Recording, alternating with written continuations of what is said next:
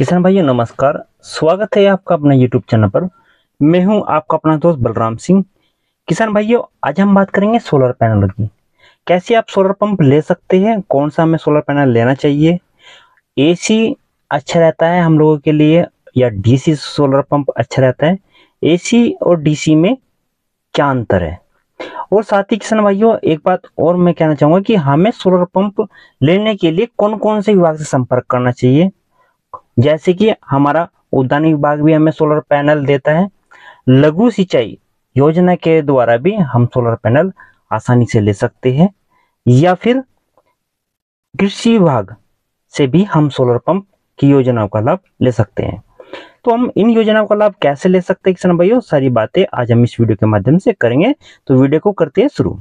किसान भाइयों अगर आप भी सोलर पंप लेना चाहते हैं और कितने एचपी का लेना चाहते हैं प्लीज आप मुझे कमेंट्स कीजिए, और कैसे आप ले सकते हैं ये भी मैं आपको बता दूंगा। तो जैसे आप देख रहे हैं ये 10 एचपी का सोलर पंप है किसान भाइयों। इसको अभी लगाया जा रहा है किसान के खेत पर। आप भी 10 एचपी का, 3 एचपी का, 7.5 एचपी का, 5 एचपी का, 2 एचपी का सरफेस मोटर भी ले सकते हैं। 2 एचपी में और 3 एचपी में किसान भाइयों एसी और डीसी वेरिएंट भी आता है। इसको लेना भी बहुत आसान है। जैसे आप देख रहे हैं ये मोनो प्लेट है, मोनो हाफ कट प्लेट है किसान भाइयों। ये मोनो हाफ कट और पोली प्लेट में जो सोलर प्लेट होती है हमारी, इसमें क्या अंतर है किसान भाइयों। जो हमारी पोली होती है ये नीले से कलर की होती है, और इसका ये थोड़ा सा बेनिफिट ये होता है कि थोड़ी सस्ती पड़ती है, और जो मोनो होती है थोड़ी कॉस्टली होती है। और किसान भाइयों इनमें कार्य में क्या अंतर होता है, अगर इस पे छाया आ जाती है किसी पेड़ की या किसी पक्षी की पोली में, तो पोली काम करना बंद कर देती है पूरी प्लेट।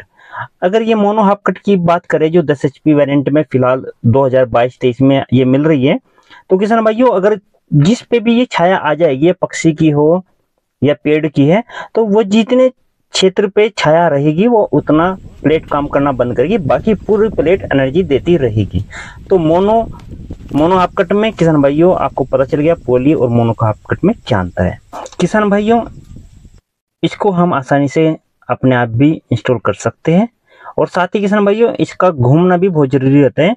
ये इसलिए इस तरीके से बनाया जाता है जिसे हम सभी डायरेक्शन में घुमा सके। मतलब जिस डायरेक्शन में सूर्य का प्रकाश हो, जैसे सुबह के समय सूर्य का प्रकाश थोड़ा कम निकलता है लेकिन पूरब दिशा से निकलता है, तो उसमें ये कार्य करना चालू कर देता है।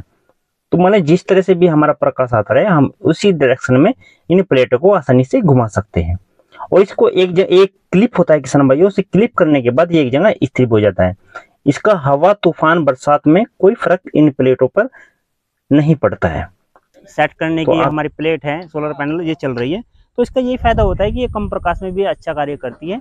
और किसान भाइयों अगर आप इससे और भी कार्य कर सकते हैं, अगर सिंचाई हमारे कर रहे हैं तो सिंचाई के साथ साथ आप इसे सोलर चक्की भी चला सकते हैं।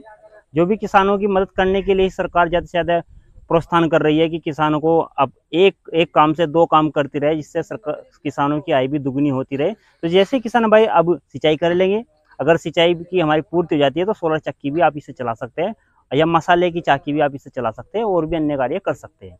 तो किसान भाइयों अगर आप भी इस तरह की योजना का लाभ लेना चाहते हैं तो ज़्यादा से ज़्यादा किसान भाइयों को शेयर कीजिए, और कृषि विभाग में आप इसका रजिस्ट्रेशन कर सकते हैं। उसके लिए आपका आधार कार्ड, बैंक की पासबुक, खसरा खतौनी और कृषक का मोबाइल नंबर होना अति आवश्यक है। रजिस्ट्रेशन करने के बाद आपका टोकन जनरेट होगा, उसमें 5,000 रुपये का या 1,000 रुपये का चालान जमा होगा बैंक में। फिर कुछ दिनों बाद आपका जब आपका नंबर आ जाएगा वेटिंग लिस्ट से, या आपका फाइनल लिस्ट में नंबर आ जाएगा, तब आपको इलाहाबाद बैंक या अन्य भी कोई बैंक हो सकता है, फिलहाल इलाहाबाद बैंक की बात चल रही है 2023-24 में, तो इलाहाबाद बैंक ही में भी आप अपना इसकी जो सब्सिडी काटने के बाद 10 एचपी का है तो आप लगभग 2,23,000 रुपये की सब्सिडी काटने के बाद बैंक में जमा कर देंगे, तो आपके 1 महीने या 2 महीने के बीच में आपके पास ये सोलर पैनल आ जाएगा। अगर आप 3 एचपी की बात करें तो लगभग 77,000 रुपये आपको बैंक में जमा करने पड़ेंगे चालान के रूप में, तो आपको ये सोलर पैनल मिल जाएंगे। और भी अगर आपको अधिक जानकारी चाहिए मुझसे किसान भाइयों तो आप मुझे कमेंट्स कर सकते हैं, और अगर आपको मेरी वीडियो अच्छी लगी है तो ज़्यादा से ज़्यादा किसान भाइयों को शेयर कीजिए। और भी अगर वीडियो आपको अगर किसी भी पर्पज़ की कोई वीडियो चाहिए, कोई नई योजना के बारे में अगर आपको कोई वीडियो चाहिए तो आप मुझे कमेंट्स कीजिए, तो मैं आपको कोई वीडियो प्रोवाइड करा दूँगा। तो किसान भाइयों इसका ये भी एक फायदा होता है कि हम किसी भी डायरेक्शन में इसे रोटेट कर सकते हैं। जिसी भी डायरेक्शन में प्रकाश आ रहा है सूर्य का, तो हम उसी डायरेक्शन में इसको चला लेंगे। और सबसे खास बात किसान भाइयों की बात का और ध्यान रखना है कि इसकी सफाई करके ही हम इसको चलाएं। सफाई का समय भी हमारे सूर्यास्त के पहले, हमें जब सूरज शाम के समय, जब सूरज ना हो या सूर्य निकलने से पहले हमें इसकी सफाई करते रहना चाहिए। क्योंकि अब इसकी हम धूप में सफाई करेंगे तो हमारा जो फाइबर होता है वो क्रैक होने का चांसेस बढ़ जाते हैं। तो इसकी सफाई का अच्छी तरह से ध्यान रखिए, अच्छी तरह से मेंटेन करिए। और इसकी जो गारंटी भी होती है, उसकी 25 साल की गारंटी होती है। अगर इसमें कोई फिजिकल डैमेज नहीं होता तो 25 साल तक की इन प्लेट की गारंटी होती है, जिससे आप। तो किसान भाइयों अगर हम इसके बोरिंग की बात करें, इसमें थोड़ी सी नियम भी होते हैं कि अगर हम 10 HP का सोलर पैनल लेना चाहते हैं अपना ट्वेल के लिए, तो इसके लिए हमें समरसेल मिलेगा। और उसके लिए जो बोरिंग की रिक्वायरमेंट है किसान भाइयों, वो हमारी 8 इंची का होना अति आवश्यक है। अगर हम 3 HP का लेंगे या 5 HP का वो लेंगे हम सोलर पैनल, तो किसान भाई उसके लिए हमें 6 इंची का होना, हमारा जो बोरिंग है वो अति आवश्यक है। अगर हम 2 HP का लेते हैं तो उसके लिए 4 इंची का बोरिंग होना भी बहुत ज़रूरी है। वो किसान भाई का स्वयं का होगा।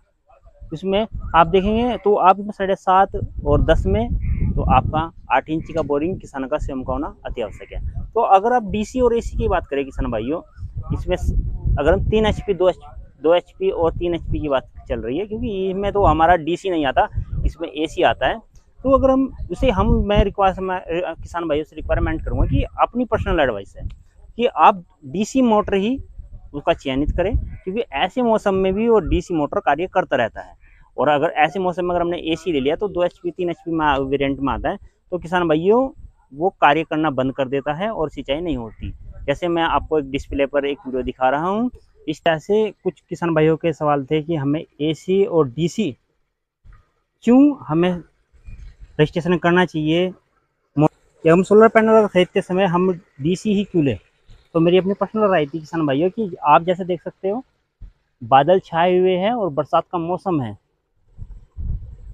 तो आप देख सकते हैं सूरज नहीं निकला हुआ है, कहीं से भी प्रकाश नहीं है सूरज का। तो आप देखेंगे सूर्य का प्रकाश ना होने के कारण भी ये हमारा DC मोटर 3 HP का ये पानी दे रहा है, आप देख सकते हो।